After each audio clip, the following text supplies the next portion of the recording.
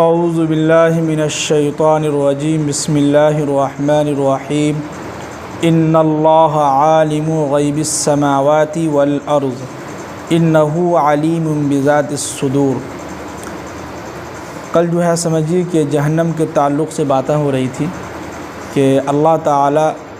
ان لوگوں کو، جو لوگ کافر ہیں، جو دنیا کے اندر ناشکری کرتے تھے، کافر تھے، اللہ ان لوگوں کو جو ہے جہنم کے اندر داخل کریں گے، اور وہ لوگ جب جہنم کے اندر داخل ہوں گے، جب ان کو عذاب ہوگی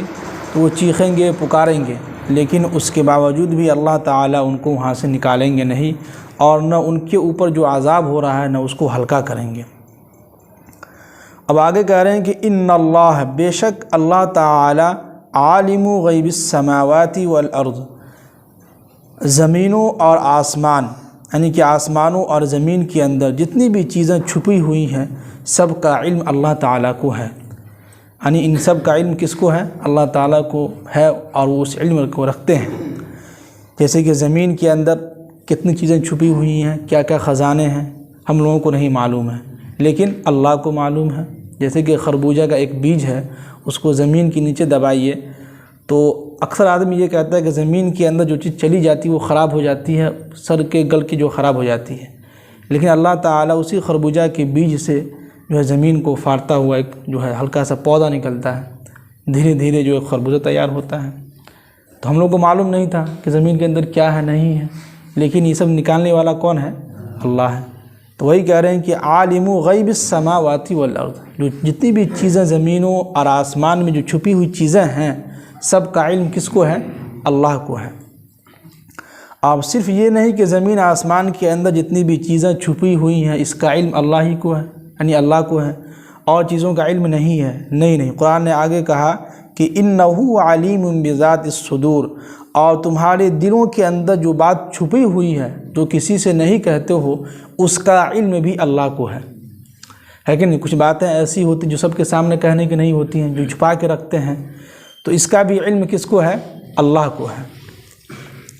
اب آگے کہہ رہے ہیں کہ هو الذی جعلکم خلائف فی الارض، کہ اے نبی صلی اللہ علیہ وسلم ان لوگوں سے کہیے کہ ہم نے اس سے پہلے جتنے بھی لوگ تھے اور ان لوگوں کا جو ہے جانشین، اس زمین کا خلیفہ جو ان لوگوں کو بناتے رہے یکے بعد دیگرے۔ کیا مطلب؟ کہ اس دنیا کے اندر کوئی بھی انسان ہمیشہ حکومت نہیں کر سکتا ہے۔ فرعون جو ہے حکومت کیا، اس کے انتقال کے بعد کوئی دوسرا آیا، اس کے انتقال کے بعد پھر کوئی دوسرا آیا۔ جیسے اپنی ہندوستان کے اندر ہی لے لیجئے، 5 سال کے بعد ہو سکتا ہو کسی اور کی حکومت آ جائے۔ تو اللہ تعالیٰ کہہ رہے ہیں کہ اس زمین کے اوپر جو ہے ہم جو ہے خلیفہ، اس کا جانشین جو ہے یکے بعد دیگرے لوگوں کو بناتے رہتے ہیں۔ یعنی کہ کسی کا کوئی عہدہ خالی ہو گیا تو اس کی جگہ پر اللہ تعالیٰ کسی کو بھیج دیتے ہیں، ہے کہ نہیں؟ جی۔ اب آگے کہہ رہے ہیں کہ فمن کفر فعلیہ کفرہ، اب کہہ رہے ہیں کہ جو شخص بھی کفر کرے گا، انکار کرے گا اللہ تعالیٰ کا، تو فعلیہ کفرہ، تو اس کا انکار کرنا، اس کا کفر جو ہے اسی کے اوپر ہی اس کا وبال ہوگا۔ یعنی جو شخص بھی کفر کرے گا، اللہ کا انکار کرے گا، تو اس کا جو ہے کفر جو ہے اسی کے اوپر لوٹ کر آئے گا۔ جی۔ اور آگے فرمائے کہ وَلَا يَزِيدُ الْكَافِرِينَ كُفْرُهُمْ عِنْدَ رَبِّهِمْ إِلَّا مَقْتًا، اور جتنے بھی یہ کافر لوگ ہیں تو ان کے کفر کی وجہ سے اللہ تعالیٰ کے نزدیک جو ہے اللہ تعالیٰ کو ان کے غضب کے سوا کسی اور چیز میں اضافہ نہیں کرتا ہے۔ اس کا آسان ترجمہ یہ ہے کہ جو شخص بھی اس دنیا کے اندر کفر کرے گا، اور جتنا بھی کفر کرے گا، انکار کرے گا، تو اللہ تعالیٰ کو جو ہے غصہ اور غضب جو ہے اور اس میں اضافہ ہوتا رہتا ہے۔ اللہ تعالیٰ اس کو اور جو ہے سمجھیے اس سے غصہ ہوتے رہتے ہیں، اس سے جو ہے ناراض ہوتے رہتے ہیں، اور جتنا ہم اللہ تعالیٰ کو خوش کریں گے اللہ تعالیٰ کیا اتنا ہی خوش ہوتے رہتے ہیں۔ اب آگے کہہ رہے ہیں کہ وَلَا يَزِيدُ الْكَافِرِينَ كُفْرُهُمْ، اور جتنے بھی یہ کفار لوگ ہیں تو ان کا کفر جو ہے الا خسارہ، یہ خسارے کے سوا کچھ بھی نہیں ہے۔ یعنی جتنے بھی لوگ کفر کر رہے ہیں تو اس کفر کی وجہ سے اس کو جو ہے جو نقصان ہو رہا ہے، اس نقصان میں کیا ہوتا ہے کہ اللہ تعالیٰ اس کو ترقی نہیں دیتے ہیں، ہے کہ نہیں؟ جیسے کہ دنیا کے اندر کچھ انسان ایسے ہیں جو دوسروں کو دیکھ کے جو اپنے دل کے اندر حسد پیدا کرتے ہیں کہ اس کے پاس اتنا مال کہاں سے آ گیا، ہاں وہ اتنا پیسہ کیسے کماتا ہے، دوسرے کو دیکھ کے کیا ہے دل کے اندر حسد پیدا ہونا، جلن پیدا ہونا، تو یہ کیا ہوتا ہے کہ اس سے کیا ہوتا ہے آپ کا خود اپنا نقصان ہوتا ہے، آپ کی کامیابی میں جو ہے ترقی حاصل نہیں ہوتی ہے، پھر آپ جہاں تھے وہیں رہ جائیں گے، اور جس کو دیکھ کے آپ جو ہے حسد کر رہے ہیں، جلن کر رہے ہیں، وہ بندہ کہاں سے کہاں چلا گیا۔ یہ کہنے کے مطلب یہ جتنے بھی کفار و مشرکین ہیں، یہ جتنے بھی کفر کر رہے ہیں، اللہ کا انکار کر رہے ہیں، تو اس کو جو ہے اپنا ہی نقصان ہوگا، اس کا اپنا ہی کاروبار میں، اپنے کامیابی میں ترقی حاصل اس کو نہیں ہو سکتا، اس کا نقصان ہی ہوگا ہر جگہ۔ اب آگے کہہ رہے ہیں کہ قل، اے نبی صلی اللہ علیہ وسلم ان سے کہیے کہ ارأیتم شرکاءکم الذین تدعون من دون اللہ، کہ ان لوگوں سے پوچھئے کہ تم لوگ جو ہے اللہ کے علاوہ کسی اور کو، من گھڑت جو ہے جو جھوٹے خدائے ہیں ان کو تم جو پکارتے ہو، تو ارونی مجھے دکھلاؤ کہ ماذا خلقوا من الارض، کہ اس نے زمین میں سے کون سی چیز پیدا کی ہے، یعنی کہ اس زمین سے، اور اس زمین کو کس نے پیدا کیا، اور زمین کے اندر جتنے بھی مخلوق ہیں ان مخلوق کو کس نے پیدا کیا، تو ذرا مجھے دکھلاؤ۔ اور ان سے کہیے کہ یہ لوگ جو جس جھوٹے خداؤں کو پوجتے ہیں، ان کی عبادت کرتے ہیں، ان کے سامنے جو اپنا ہاتھ پھیلاتے ہیں، فریادیں مانگتے ہیں، ان سے منتیں مانگتے ہیں، تو ان سے کہیے کہ مجھے دکھلاؤ کہ تمہارا جو خدا ہے اس نے کیا پیدا کیا ہے زمین سے، ہے کہ نہیں۔ تو آگے کہہ رہے ہیں کہ اور ام لہم شرک فی السماوات، یا اس نے آسمان میں سے کوئی اس کی شرکت کوئی حاصل ہو، یعنی کہ جو آسمان کا جو نظام ہم چلا رہے ہیں، جو آسمان جو ہم نے بنایا ہے، اس آسمان میں اس کا کوئی شرکت ہے، کوئی حصہ داری ہے، کیا اس نے ہمارا ساتھ دیا ہے بنانے میں، ان سب چیزوں میں کیا ہے، نہیں دیا۔ تو اب آگے کہہ رہے ہیں کہ ام آتیناہم کتابا، کیا ہم نے ان کے پاس کوئی ایسی کتاب بھیجی ہے جس میں فہم علی بینۃ منہ،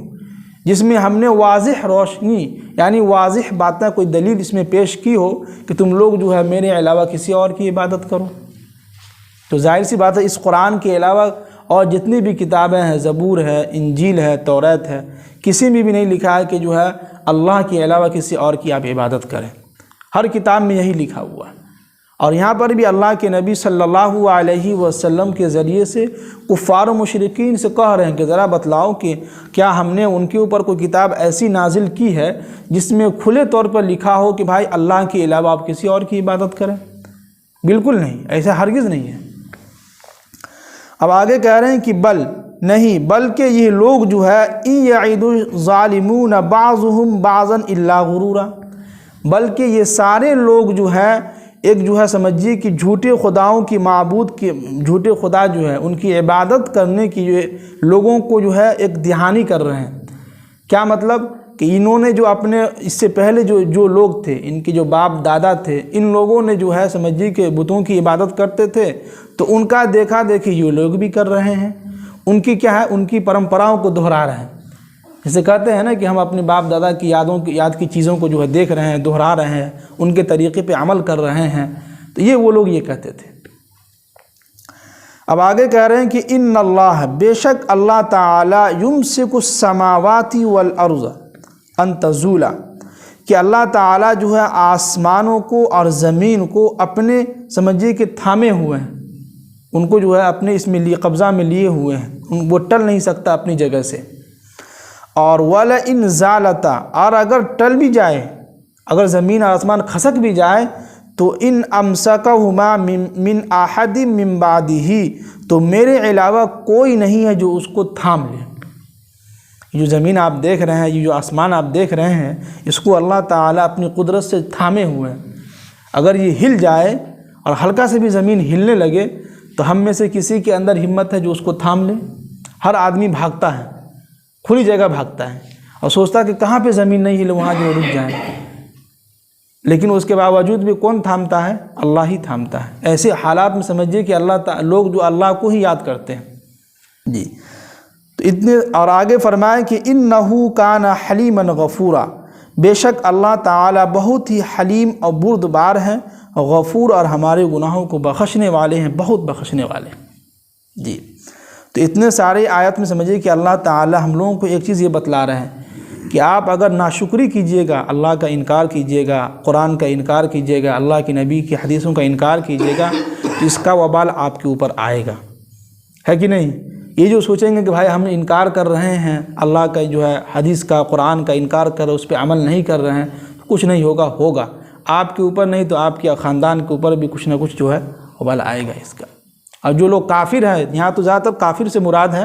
تو جو لوگ بھی کفر کرے گا تو اس کا کفر جو ہے اسی کے اوپر لوٹ کر آئے گا، اسی کو اس کا وبال ہوگا، اسی کے اوپر اس کو گناہ ملے گا۔ باقی ایک چیز دیکھیے کہ اس دنیا کے اندر جو ہے ہر آدمی جو ہے زیادہ تر سکون تلاش کرتا ہے کہ سکون کہاں ملے، تو اللہ تعالیٰ نے صاف صاف قرآن پاک کے اندر بھی کہا، اللہ کی نبی کی حدیث ہے کہ تم اللہ پر اور اللہ کے رسول پر اور آخرت کے دن پر، مرنے کے بعد دوبارہ اٹھائے جانے پر، ان سب چیزوں پر اگر تم ایمان لے آتے ہو اور اللہ پر بھروسہ کرتے ہوئے زندگی گزار رہے ہیں تو سمجھیے کہ ہماری زندگی سے سکون ختم ہو جائے گا۔ وہ کہتے ہیں نا کہ جتنا سوچیے گا اتنی تکلیف آپ کو پہنچے گی، تو اس سے اچھا ہے کہ اپنے آپ کو کسی کام میں مصروف کر لیجئے، بیزی کر لیجئے، ہے کہ نہیں؟ یا اپنے آپ کو مضبوط بنا لیجئے۔ تو سکون اللہ تعالیٰ اس دن کے اندر ہی رکھا ہے۔ باقی جیسے کہ بیان کے دوران یا جمعہ میں بیان ہوتا ہے یا ابھی بیان ہوتا ہے تو کبھی کبھی دل کرتا پتہ نہیں جلدی ختم بیان ہو، بھاگیں یہاں سے،